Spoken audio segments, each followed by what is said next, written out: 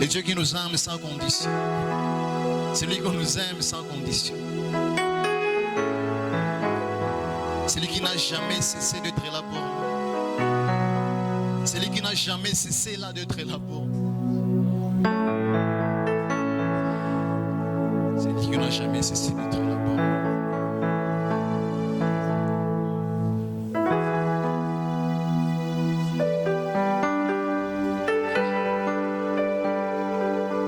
Seigneur, merci.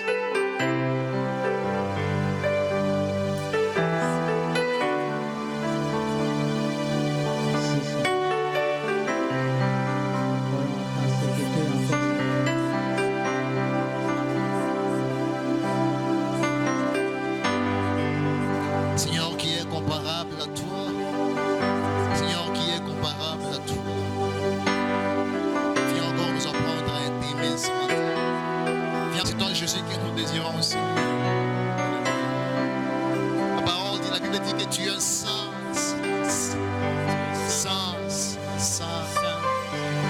Voilà pourquoi ce matin nous sommes encore en train d'exprimer nos expressions d'amour pour toi. Nos paroles ne suffisent pas pour t'adorer. Seigneur, regarde encore la profondeur de nos cœurs ce matin. Regarde encore la profondeur. Reconnaissons ton Saint-Esprit. Cela nous pousse à te dire C'est que ton tu es Seigneur saint. que nous désirons ce matin. Cela nous pousse à dire combien de fois que tu es saint encore cette matin. Alléluia. La Bible est en train de dire dans 1 Pierre est saint. Et il nous demande à être des saints encore ce matin. Est-ce que tu peux encore reconnaître l'ancienneté de Dieu? De voir son parvis, à sa présence même. Il est saint et il nous appelle à être des saints.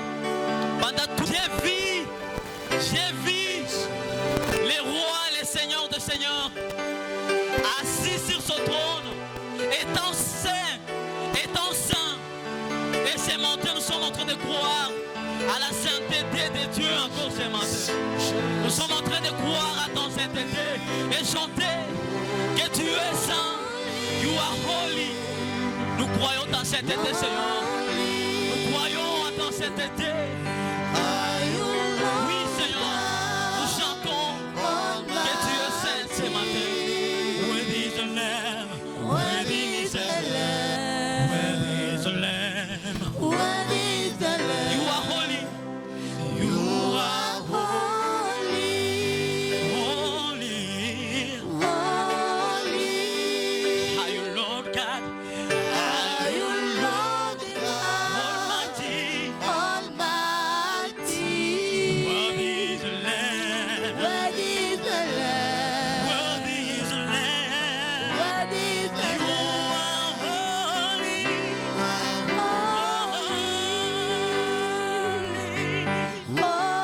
Holy, Are you Lord God? are you Lord God Almighty. Almighty? Worthy is the Lamb. Worthy is the Lamb. Worthy is the Lamb. Worthy is the You Lamb. are Holy, holy. holy, Are you Lord God? are you loving God Almighty?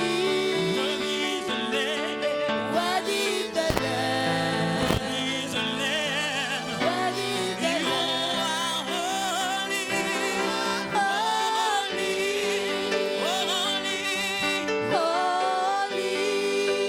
holy, Holy. are you loving God Almighty? Oh, worthy is the Lamb. Worthy is the Lamb. Worthy is the Lamb. Worthy is the éternel Oui, tu es Dieu saint. tout-puissant. Dieu est l'agneau. Worthy is l'agneau. Dieu est l'agneau. Dieu est l'agneau. Amen.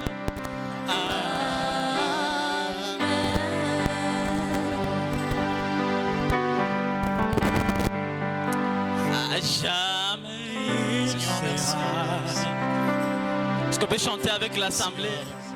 L'agneau sur le trône. L'agneau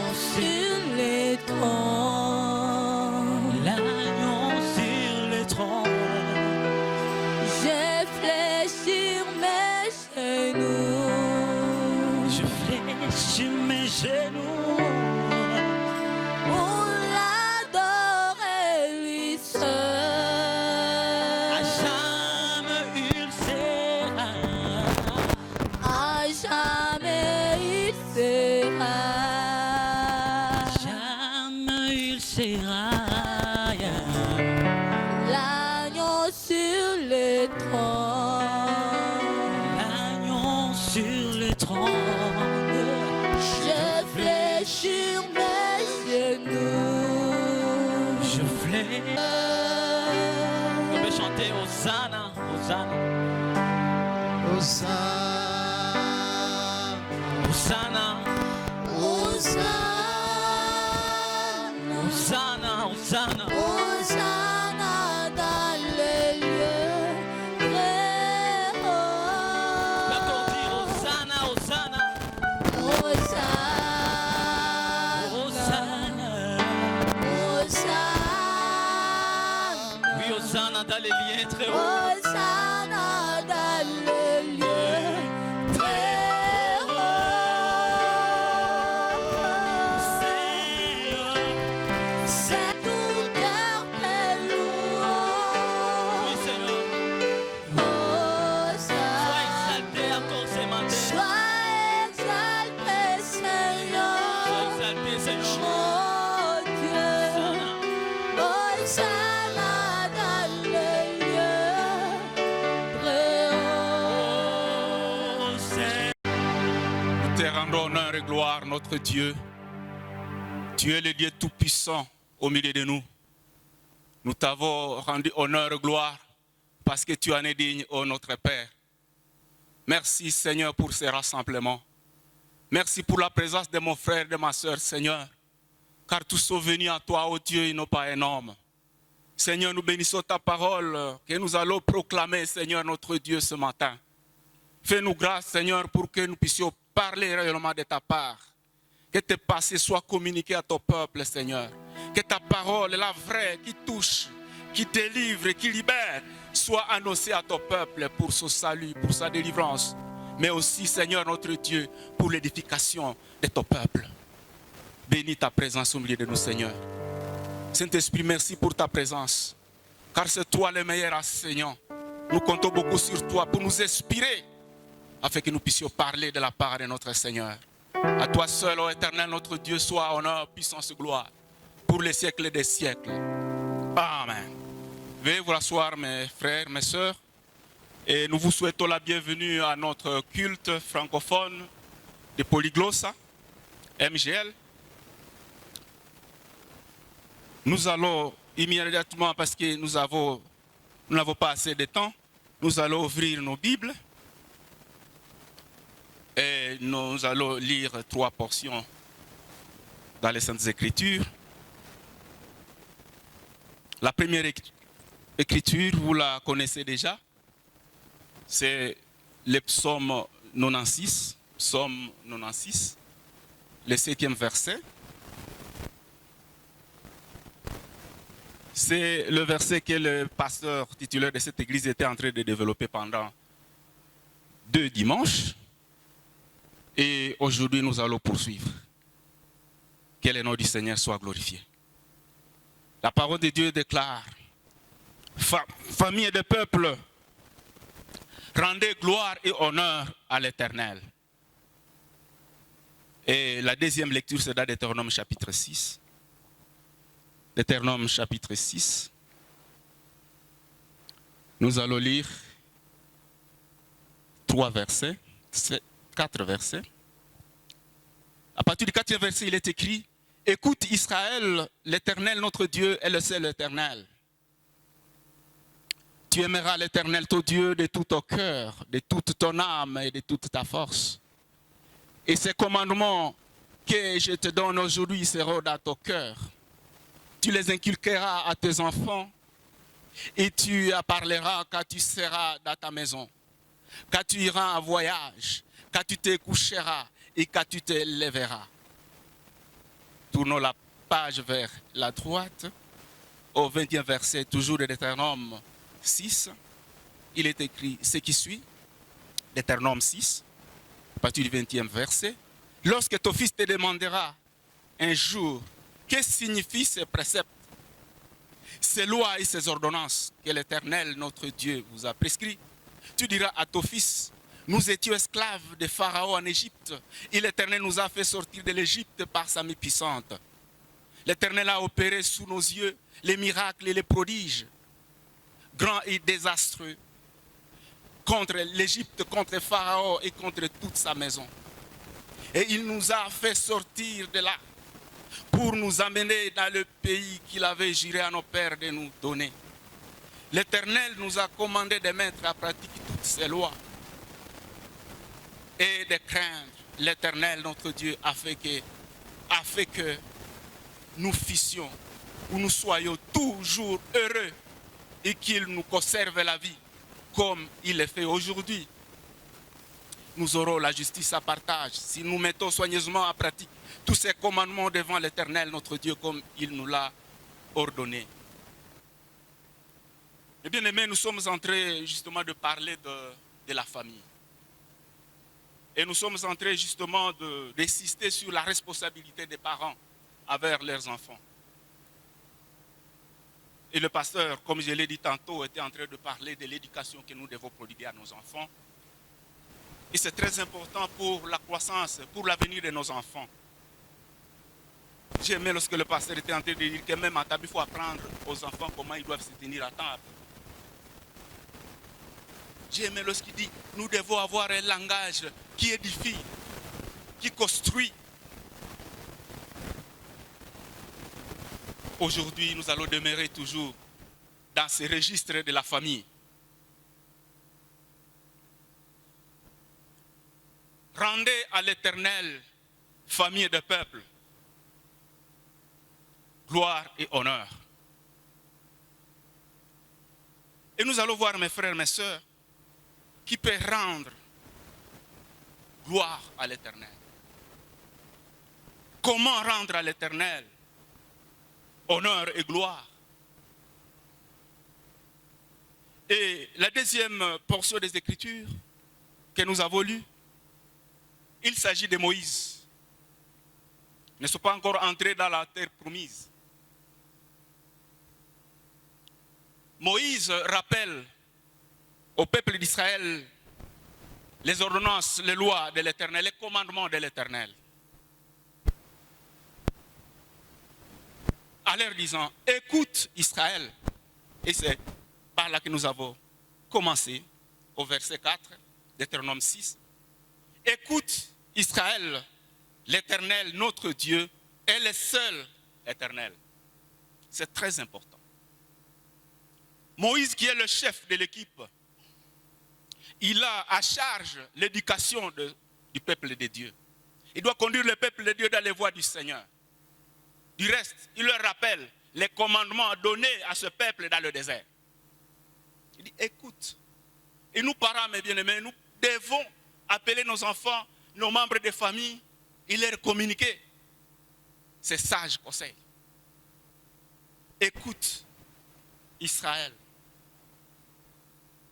L'Éternel, notre Dieu, est le seul éternel. Parce que vous allez vous souvenir avec moi que devant ce peuple, même en entrant dans la terre promise était occupée. Il y avait des idoles. Il fallait rappeler à ce peuple pour dire qu'il n'y a qu'un seul Dieu. Un seul Dieu, le seul. Il n'y en a pas deux. Tu aimeras l'Éternel, ton Dieu, de tout ton cœur, de toute ton âme et de toute ta force. Oui, si nous servons notre Dieu, lui seul, de tout notre cœur, de toute notre âme et de toute notre force, mais bien aimés, nous allons grandir spirituellement.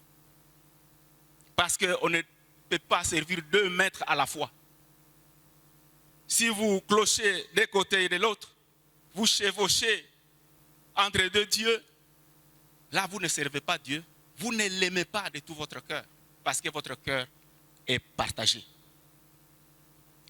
Et ces commandements plutôt que je te donne aujourd'hui seront dans ton cœur. Et les commandements que je te donne aujourd'hui seront dans ton cœur. C'est-à-dire, mes frères, mes sœurs, lorsque nous recevons la parole de Dieu, lorsque nous recevons la loi de Dieu,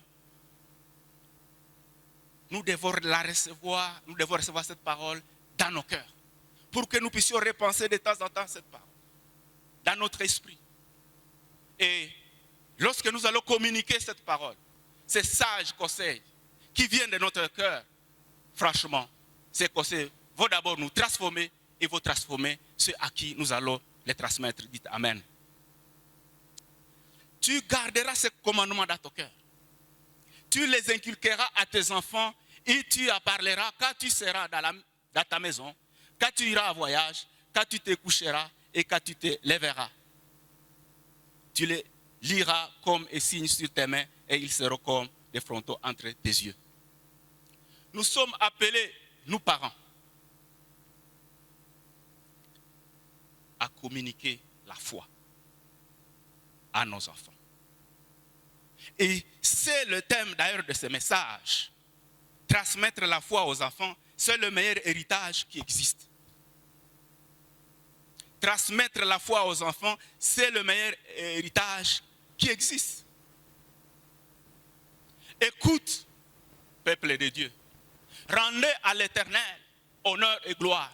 Comment? Nous devons d'abord écouter. Mais aussi nous allons rendre gloire et honneur à l'Éternel par notre façon d'agir, par notre accoutrement, par notre façon de parler, par notre écoute. Vous savez, un chrétien ne doit pas écouter n'importe quoi, même la musique. Nous pouvons rendre gloire à Dieu, nous pouvons rendre honneur à Dieu par la musique que nous écoutons, par nos offrandes, si vous continuez avec la lecture dans Psaume 96, même par nos offrandes, par notre participation au culte. Mais ne perdez pas de vue que ces choses, nous devons les transmettre à nos enfants de les bas âges. Les enfants que Dieu nous a donnés, la famille que Dieu nous a donnée, attendent de nous la parole de Dieu qui nous a transformés. Les enfants attendent de nous le secret de la réussite de leur vie. Ce sont les parents qui sont les premiers pasteurs dans les foyers, dans les familles. Donc nous vous appelons, mes frères et mes sœurs, à jouer votre rôle en tant que parents. Si du moins vous êtes pratiquants, si du moins vous êtes croyants, vous devez transmettre votre foi. Il n'est pas n'importe quelle foi, bien sûr. La vraie foi. La foi qui sauve. Et nous croyons que vous avez reçu cette foi ici. Toutes les fois que la parole de Dieu est prêchée du haut de cette chair, doit nous façonner, nous aiguiser. Vous savez, le verbe inculquer en hébreu signifie chama, aiguiser. Donc ce que nous attendons doit nous aiguiser, doit nous donner une forme. Et cette forme-là, nous devons la transmettre à nos enfants. Dans 2 Timothée, nous l'avons lu. Il y a Paul qui est en train de s'adresser à Timothée, son fils, dans la foi,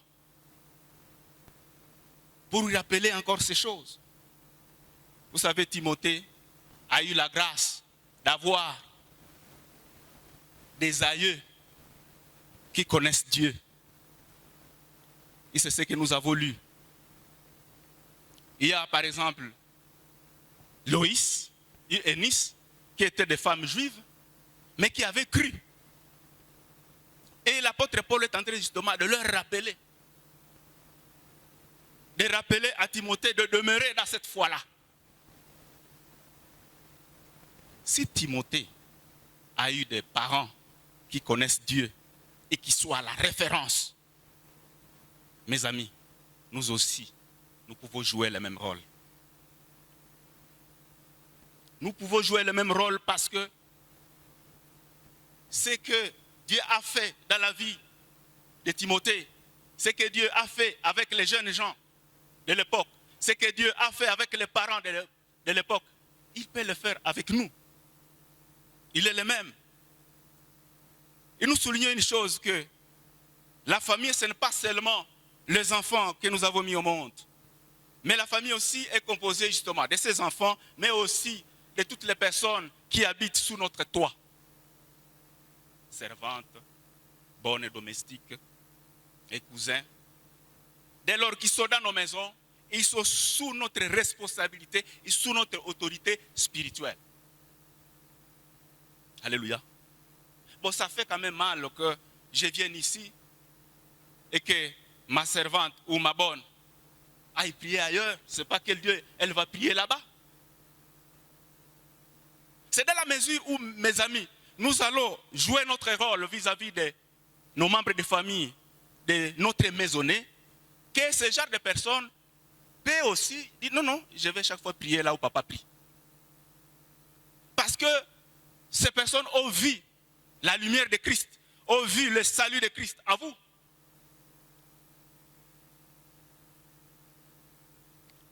C'est très très important. La Bible dit dans 1 Timothée 5,8, celui qui ne prend pas soin des siens et principalement de ceux de sa famille est pire qu'un infidèle et il a régné la foi. Comment est-ce que nous prenons soin de nos familles? Prendre soin de sa famille, ce n'est pas seulement leur donner de l'argent, ce n'est pas seulement leur donner des habits, ce n'est pas seulement supporter leurs frais académiques. Nous devons prendre d'abord soin des âmes de ceux de nos maisons. Je me rappelle dans 3 Jean 2, je n'ai pas préparé ça. L'apôtre est en train de souhaiter à Gaius une bonne santé, qu'il prospère à tous égards, comme prospère l'état de ton âme. D'abord l'âme, et le reste va suivre. Cherchez d'abord le royaume de Dieu et sa justice, et le reste vous sera donné par-dessus. Je ne refuse pas. Faites tout ce que vous pouvez faire avec vos enfants. Donnez-leur, achetez-leur, je ne sais pas, des téléphones, des beaux habits, c'est bien. Donnez-leur l'argent déposité, bien. Mais ça, c'est passager. Nous devons inculquer à nos enfants les valeurs éternelles, la foi qui est éternelle, mes frères, mes sœurs. C'est sur base de cette foi, de ces valeurs éternelles, que nos enfants seront de grandes personnalités dans l'avenir. Alléluia. C'est très très important, mes frères, mes sœurs. Nourrir nos enfants, les vêtir, c'est bien. Je glorifie le Seigneur toutes les fois que les parents présentent leurs enfants au Seigneur. Et le pasteur a toujours eu soin de leur poser une question. Qu'est-ce que vous voulez que cet enfant devienne dans sa vie? Et trop souvent ici, nous l'attendons. Les édits, médecins, ministres, ingénieurs. C'est bien beau. Mais un médecin, c'est Dieu. Il va faire des dégâts à l'hôpital. Il va faire des dégâts sur les patients. Gloire au Seigneur pour nos frères qui sont médecins ici. Vous savez, mes frères, mes sœurs, partout où nous passons nos journées pour travailler, nous sommes une référence. On peut vous donner même une responsabilité parce que on trouve à vous que non, non, ça c'est un homme de Dieu. Et je le remarque même là où nous travaillons. Trop souvent on dit, bon pasteur, priez pour nous avant de commencer la réunion. Donc mes frères, il ne faut pas négliger cette foi que nous avons reçue. Il ne faut pas négliger ce salut. Il y en a qui en ont besoin. Nous avons eu la grâce de rencontrer le Seigneur. Je me rappelle, ma famille est composée de 6, de 3 filles et 3 garçons. Mais gloire au Seigneur, tous les garçons ont déjà cru au Seigneur. Mais mes grandes sœurs, nous parlons, mais c'est comme de l'eau qu'on verse sur les canards. Mais nous avons cette responsabilité parce que nous faisons notre part. Et je glorifie le Seigneur pour la présence de mon grand frère qui m'a fait étudier à Kinshasa, il est ici. Que Dieu le bénisse parce que c'est lui qui a supporté mes études. Et il a crié au Seigneur. Mes frères, mes sœurs, voilà. Merci. Merci. Voilà, mes frères, mes sœurs, la voie que nous devons emprunter, que nous devons montrer à nos enfants.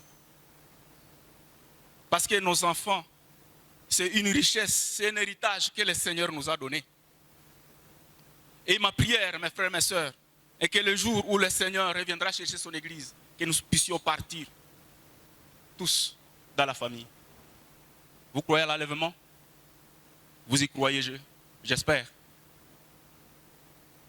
C'est malheureux que papa est enlevé et maman reste. Les enfants restent. Et ce sera ici. Des personnes sur Élie. Une personne va être enlevée et l'autre va rester. C'est la parole de Dieu. Ça dépend de la manière dont nous avons mené notre vie. Et je vous rappelle, mes frères et mes sœurs, que la foi et le salut, c'est des choses ne sont pas héréditaires. Ce n'est pas héréditaire. Nous allons, c'est vrai, hériter. Nous avons hérité des biens de nos parents. Et vous, jeunes gens, vous allez hériter des biens de vos enfants, de vos parents plutôt. Je ne sais pas, véhicule, terrain, possession. Vous allez hériter. C'est votre droit. Mais la foi, si vous ne l'avez pas reçue de vos parents et de l'église, vous êtes perdus. À quoi vous servira tous ces biens-là? À quoi vous serviront tous ces biens-là? Ça, le Seigneur. La foi n'est pas héréditaire. Parce que papa était pasteur et forcément le fils doit l'être. Non.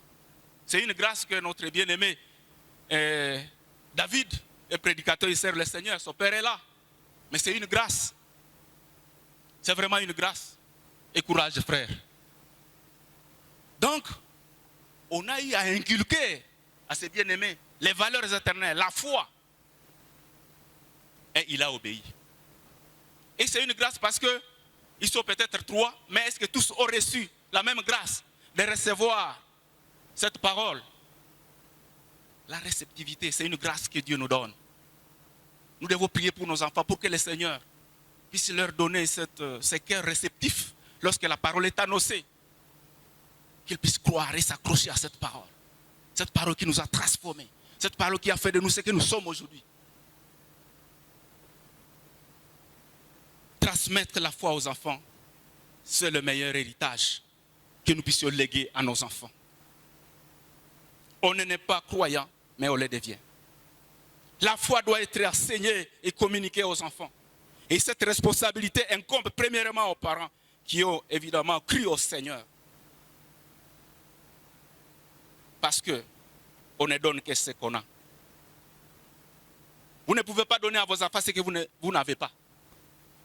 Franchement, vous ne pouvez pas donner à vos enfants la foi que vous n'avez pas. Les enfants vont se moquer de vous. Ils vont rejeter la parole et les conseils. Parce qu'ils ne vous trouvent pas dans cette foi-là. Ils vont dire, bon, papa, bon, il dit, voilà, il faut être prudent avec les jeunes filles. Il ne faut pas prendre ce qu'il y a autrui. Mais qu'est-ce que papa fait? Ne croyez pas que nos enfants ne savent pas ce que nous faisons dans la cité.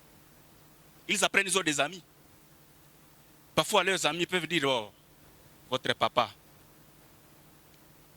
D'ailleurs. Alors, vous pouvez enseigner à la fin, bon, il ne voit pas en vous Dieu et cette foi-là que vous voulez lui communiquer. Vous savez, il y a des parleurs qui communiquent la foi qu'ils n'ont pas. Oui, ils donnent des exemples. Mais allez voir leur vie. Ça laisse à désirer. Nous devons prêcher, c'est vrai, par la parole, mais aussi par notre comportement. Parce que la parole a une puissance de transformer mes frères, mes soeurs. Moi, ce qui était impossible, pour moi, dans ma jeunesse, je prenais la bière. En tout cas, la scole, vraiment, c'était vraiment un ami. Et je faisais un effort pour abandonner. Mais quelques mois après, j'ai retombé. Mais lorsque j'ai reçu la parole, et puis c'est un frère qui m'avait évité, il dit, en tout cas, nous pouvons aller à l'église le dimanche. J'ai dit, ok, il n'y a pas de problème. Et à partir de ce jour-là, j'ai été saisi. J'ai dit, voilà la parole dont j'ai besoin. Parce que dans le cœur de l'homme, il y a toujours cette soif, ce vide-là. Et mes frères, mes soeurs, si vous ne jouez pas votre rôle en tant que parents, ce vide-là sera comblé par des aventuriers dans la rue. Il y a des hommes qui passent de parcelle à parcelle avec des sacs. Ils tombent sur un tel chrétien charnel. Ils croient. Oh, il y a un message, un nouveau message du temps de la fin. Ah, ok, c'est quel message? Parce que vous, le début, vous n'avez pas donné les enseignements préliminaires à l'enfant. Il n'attendait pas qu'il soit grand, qu'il soit adulte pour le faire. Il y a une statistique sur laquelle j'ai tombé quelque part. On dit que 86% des chrétiens se sont convertis à l'âge de 15 ans. 86% des chrétiens se sont convertis à l'âge de 15 ans. 85% de la personnalité adulte est formée à partir de l'âge de 6 ans. Seulement 5% des jeunes entre 15 et 20 ans considèrent la recherche spirituelle comme une valeur fondamentale de la vie. Donc il y a un âge aussi pour ça. Gloire à Dieu pour ceux qui rencontrent le Seigneur déjà avec la barbe. Mais c'est de le bas âge qu'il faut le faire, mes frères, mes sœurs. Parce que Jésus a dit cela. Il dit, c'est dans Matthieu chapitre 18, à partir du 2 jusqu'au 4e verset. Nous pouvons lire ça, mes frères, mes sœurs. Donc les enfants ont une capacité de réceptivité vraiment incroyable.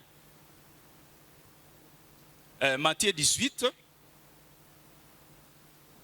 à partir du 2e verset. Jésus ayant appelé un petit enfant, le plaça au milieu d'eux. Il dit, je vous le dis en vérité, si vous ne vous convertissez et si vous ne devenez comme les petits enfants, vous n'entrerez pas dans le royaume des cieux. C'est pourquoi quiconque se rendra humble, alléluia, c'est pourquoi quiconque se rendra humble comme ces petits enfants sera le plus grand dans le royaume des cieux. Donc c'est dès le bas âge, mes frères, mes soeurs, et comme je l'ai dit, dans le culte de Swahili, la plupart des grands serviteurs de Dieu que j'ai à côtoyer, que j'ai eu à lire même, comme Smith Goswoff, comme André Oumek, se sont convertis à l'âge de 8 ans. Smith, c'était à l'âge de 4 ans. Oui. Vous envoyez vos enfants à l'école maternelle pour apprendre. Et à la fin de l'année, ils distinguent même. Mais la parole de Dieu aussi, ils sont capables. Il suffit d'adapter ces enseignements à leur âge et à leur capacité. Et le premier secret, mes frères, mes sœurs, c'est le culte familial. C'est dans le cadre du culte familial que tout doit se dérouler pour parler du Seigneur. Apprenez à vos enfants comment on médite la parole. Apprenez à vos enfants à prier. Avant de manger, c'est elle qui va prier. Avant de commencer le culte familial, Siméon, tu vas prier. Et l'enfant grandit dans cette formation-là. C'est un exercice très important, mes frères et mes sœurs. Apprenez aux enfants à prier avant de manger. Je connais une histoire, on m'a raconté une histoire des petits enfants. Un tout petit enfant qui allait à l'école et une femme sorcière qui habitait dans le quartier a vu l'enfant passer à côté de chez elle.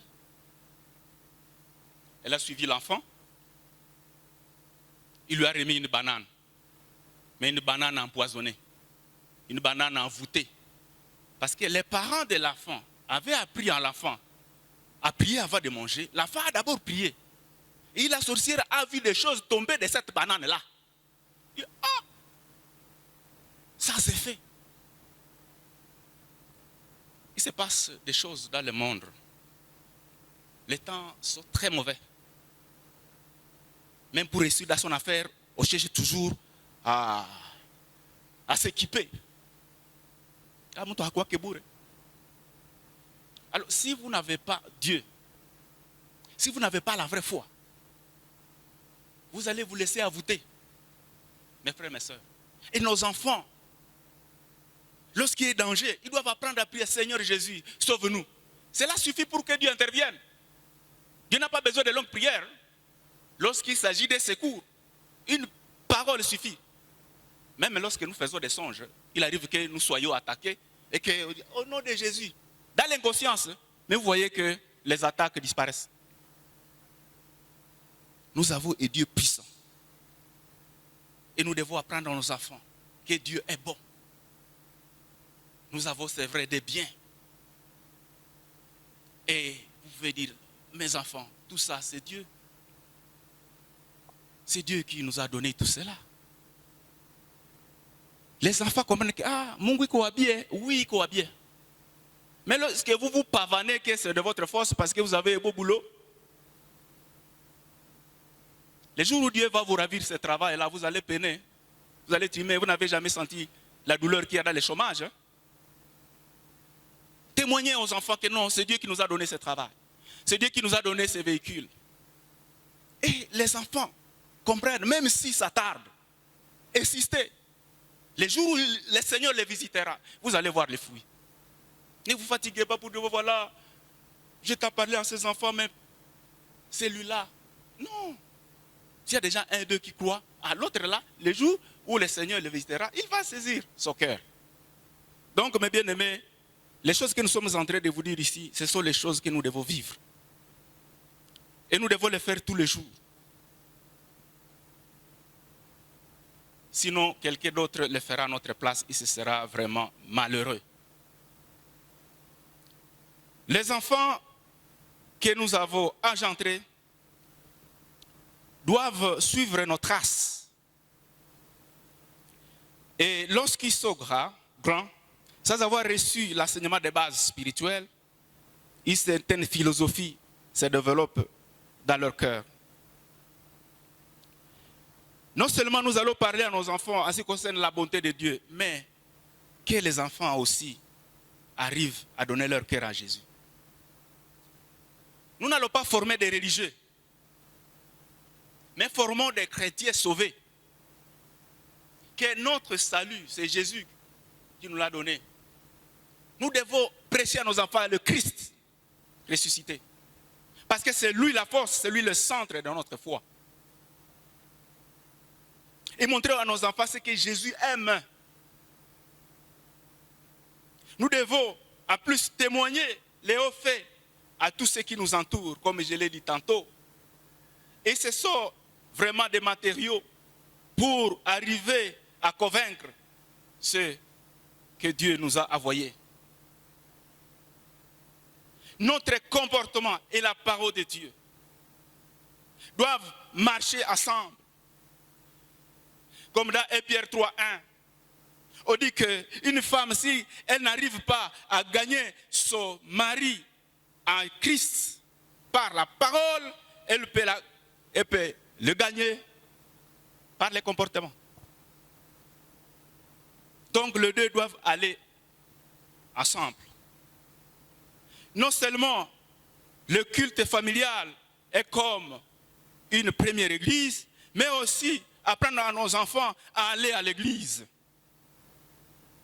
Oui, aller à l'église.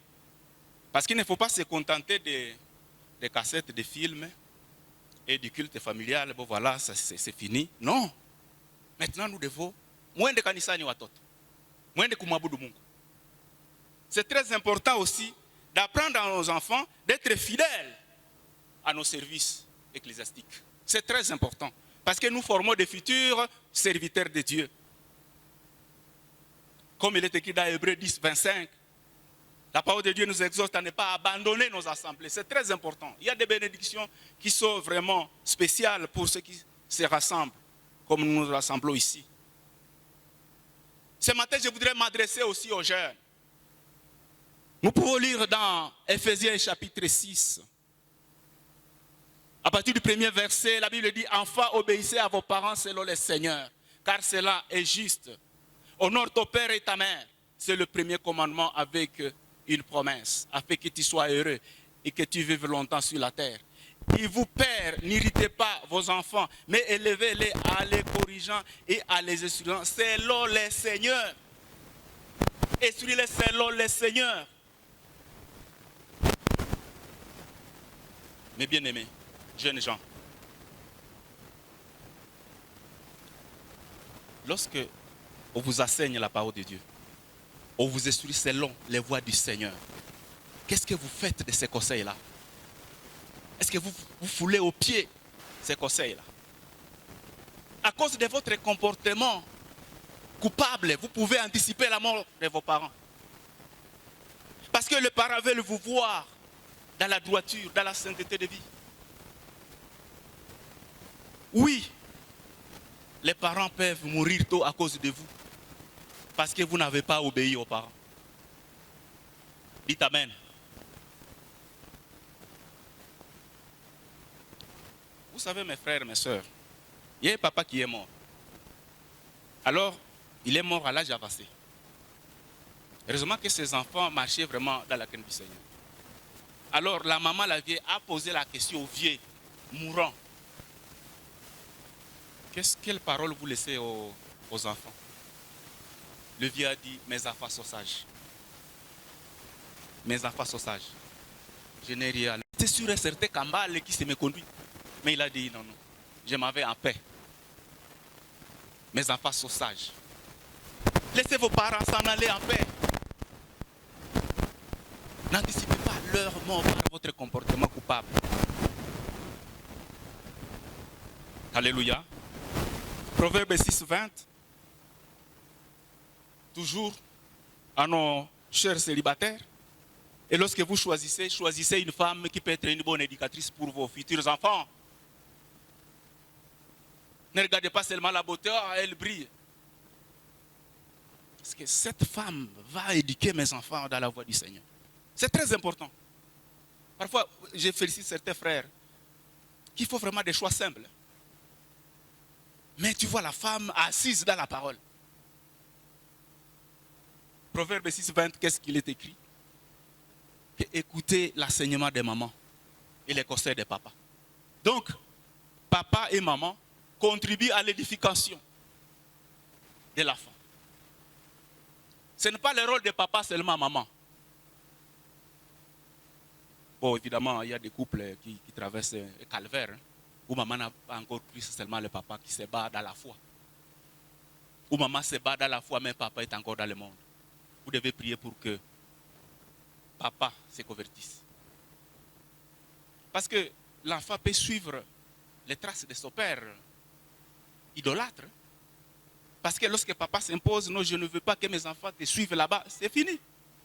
Donc on a intérêt d'abord à prier le Seigneur. Seigneur, sauve mon mari. Il y a une grande responsabilité que la maman ne peut pas assumer seule. Il faut le deux. Et que Dieu bénisse les couples qui adorent le Seigneur, qui servent le Seigneur ensemble. Et continuer. Alors les conséquences, pour finir, les conséquences sont fatales si nous n'arrivons pas à enseigner nos enfants les voies du Seigneur et les lois du Seigneur. D'abord, ils seront un problème pour nous. Quand je parle de problème, c'est-à-dire que la foi peut se méconduire dans la société, on ne vous amène que des problèmes. Mais aussi, vous devez savoir que servir Dieu aussi, Dieu s'occupe de nous aussi. N'est-ce pas? Quand nous servons le Seigneur, Dieu s'occupe de nous. Il nous habille. Ça va? Il pourvoit à notre nourriture. Il nous donne du travail.